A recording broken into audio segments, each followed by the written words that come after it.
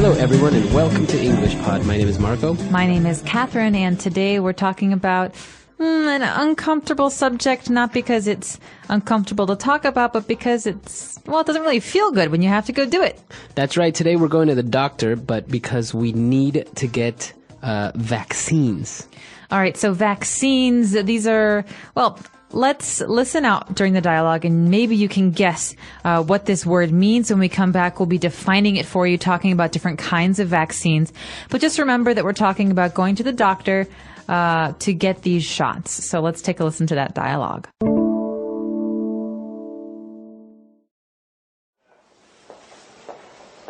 Hello, Mrs. Parker. How have you been? Hello, Dr. Peters. Just fine, thank you.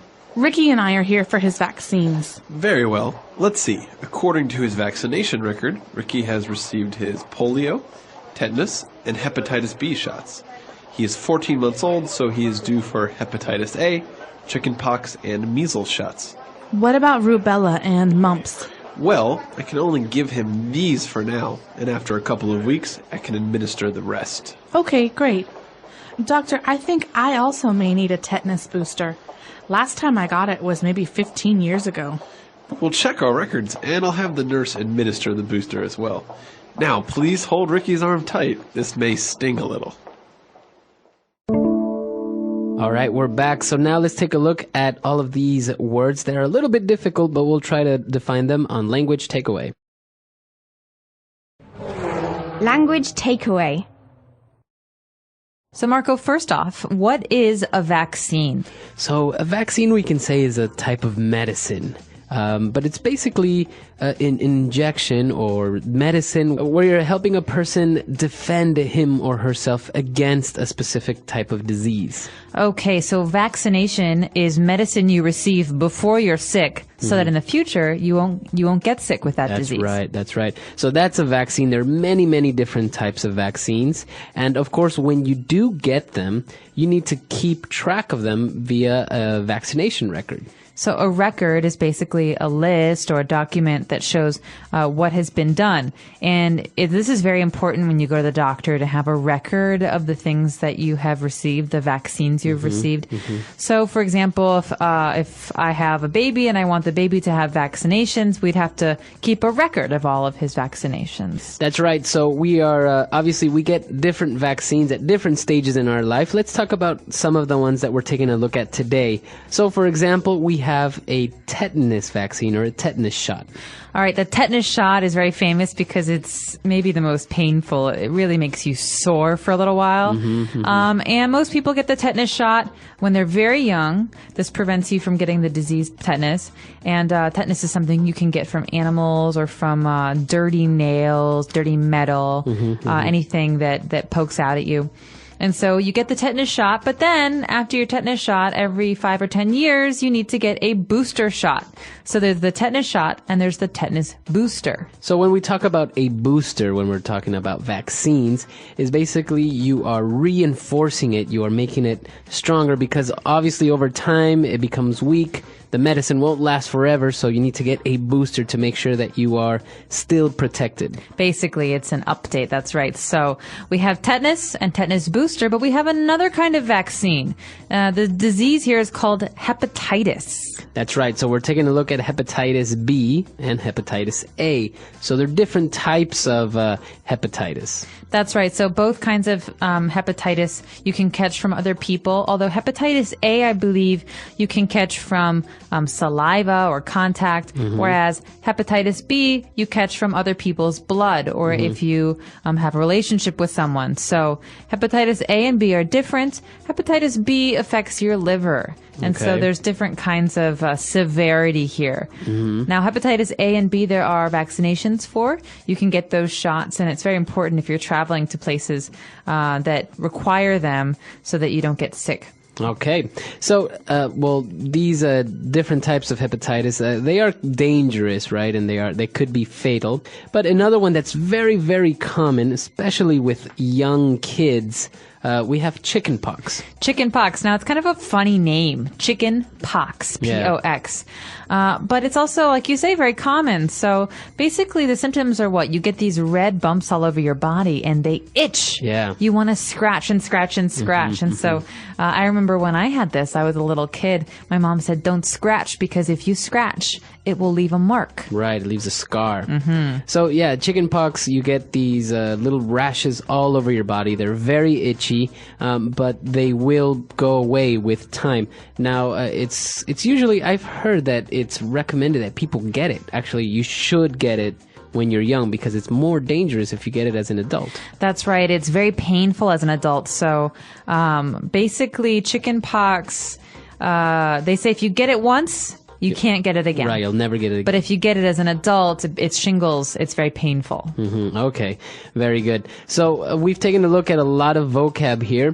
Why don't we now jump to another section? Let's continue talking about these different types of vaccines. Let's go to language takeaway part 2. All right, so we have this special category of vaccinations. They usually go together. We have mumps, measles, and rubella, or there's a special acronym. MMR, mumps, measles, rubella. Okay, so you basically get like a little combo. You usually get all 3 of them at one go. So what are these measles? All right, measles. Well, measles is a virus. He's got the measles. You often read books from like the 19th century where everyone gets the measles when they're a child. But measles is basically a virus, but it's kind of like the chickenpox because you get a rash on your skin. And is it fatal? Like, can you die from the measles? I think in the old days you could, but these days it's pretty easy to take care of. And what about mumps? Now, mumps, I'm not too sure about this, but I've heard that mumps is like a swelling in the space between your jaw and your ear. So you know where your ear kind of comes down to your jaw. That part of your head starts to swell and is very uncomfortable. Right, and it could cause like the consequences. It could be fatal, right? That's right. And what about rubella? Rubella is another kind of rash, and from my reading, I saw that rubella is not very dangerous for most people, but it is very dangerous for pregnant women. So most pregnant women are tested for rubella, or the rubella vaccine, and they're told to get the vaccine before they're pregnant so that they don't get this disease and harm their baby, because they can have a miscarriage if they get rubella while they're pregnant. Right. Okay, so pretty much you want to get all these vaccines to make sure that you don't get sick in the future. Now, when we were talking about getting the vaccines, the doctor said, he didn't say you're going to get the vaccines or I'm going to give you a vaccine. He said, I'll have the nurse administer the vaccine or administer the booster. That's right. So the verb here that we use with vaccine is to administer. And this is something that the nurse does or the doctor does. And it's just a way to say that the nurse will give you this shot. Right. To give you a shot. But administer is more formal. It's more common in the medical talk. Right. So you'd say administer the test or administer the vaccine. So, for example, a doctor would say, I'm going to administer a shot of penicillin. That's right. Or I'm going to administer this blood test. That means I'm actually going to do it right now. Now, obviously, these vaccines, some of them you can take as a little pill. Some of them you can take as drops, like, it's very painless. But some of them you have to get a shot, and sometimes they do hurt. And we saw in the dialogue that the doctor said this may sting a little. Doctors always say this before they give you a shot. This may sting a little. Now, sting is a verb that means to hurt. But it's not like I hit you in the face, boom, and it stings. No, a sting is like a kind of a very kind of light hurt. It's like a pinch. It stings. Like a small, sharp pain. Small, sharp pain. That's a good way to describe it. So, oftentimes we talk about bees, bees that fly around. They sting you. Right. So it's a small, sharp pain. Right. Okay, very good. So let's listen to the dialogue again. Let's keep a lookout for how we pronounce all of these words, and we'll be back in a bit.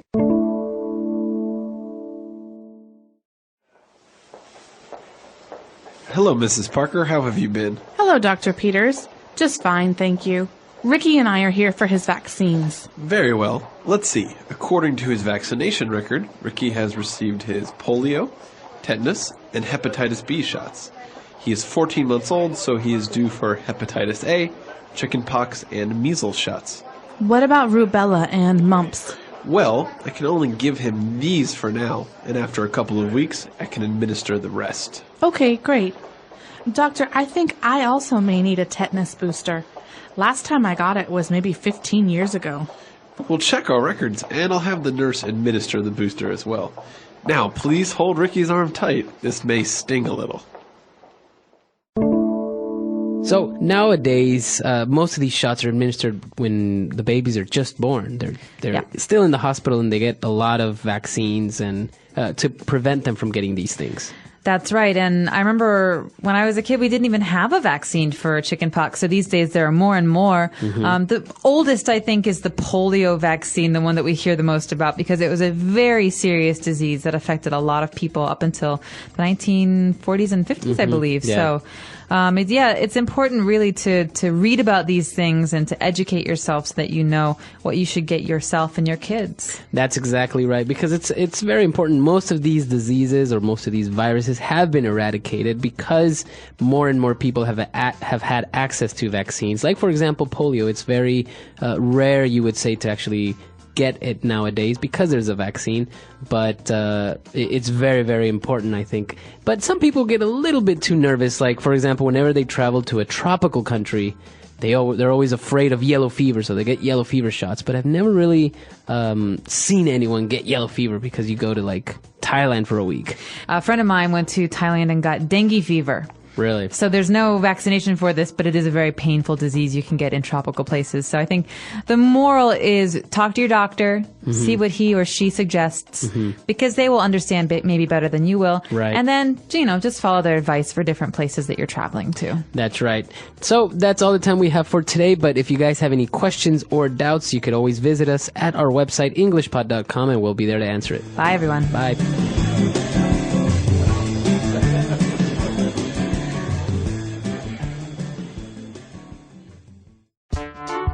The English Pod Audio Review. Listen to the meaning, then say the vocabulary word. A medical substance that protects people or animals. Vaccine. Acute viral disease, usually affecting children and young adults. Polio. An infectious, often fatal disease caused by a specific bacterium that enters the body through wounds. Tetanus. Inflammation of the liver, caused by a virus or a toxin. Hepatitis. A mild contagious viral disease characterized by fever, mild upper respiratory congestion, and a fine red rash lasting a few days. Rubella. A disease common of children, characterized by mild headache and fever, and eruption of blisters on the skin. Chickenpox. An acute infectious disease occurring mostly in children, red spots being a common symptom. Measles. Characterized by inflammatory swelling of the other salivary glands. Mumps. Let's try that faster.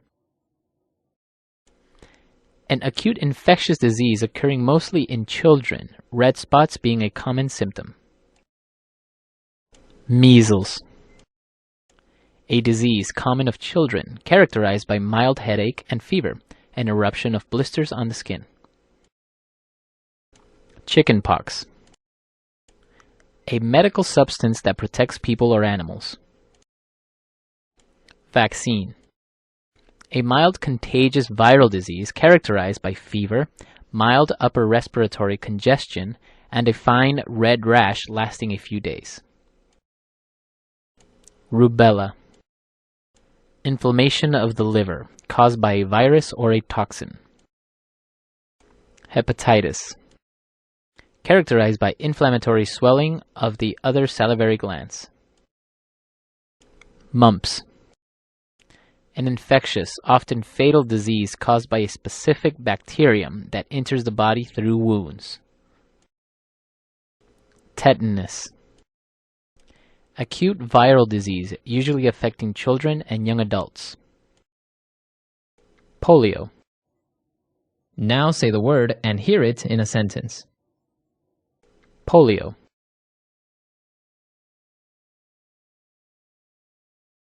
Polio was basically eliminated early in the 20th century. Polio.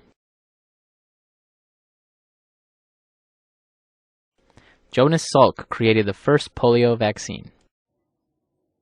Polio. If untreated, polio can cause paralysis. Chickenpox.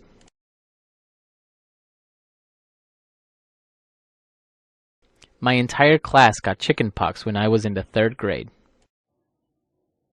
Chickenpox.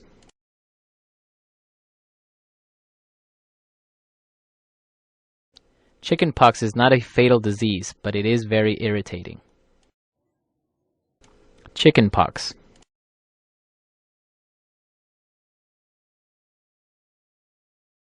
A person with chickenpox will have little rashes all over the body. Vaccine. Scientists are working on an AIDS vaccine. Vaccine.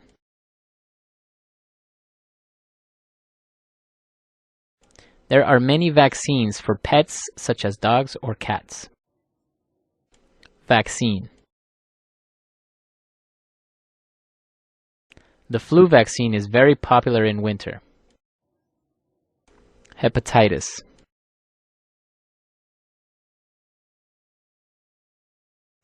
The doctor will administer a small dose of heroin to ease the pain. Hepatitis. Only doctors can administer certain types of drugs. Hepatitis.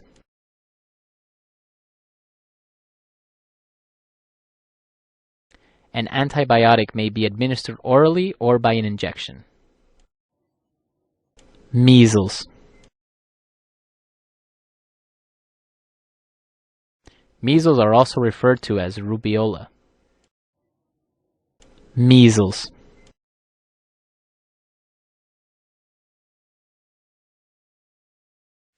People that have measles will have a fever, runny nose, cough, and red eyes. Measles.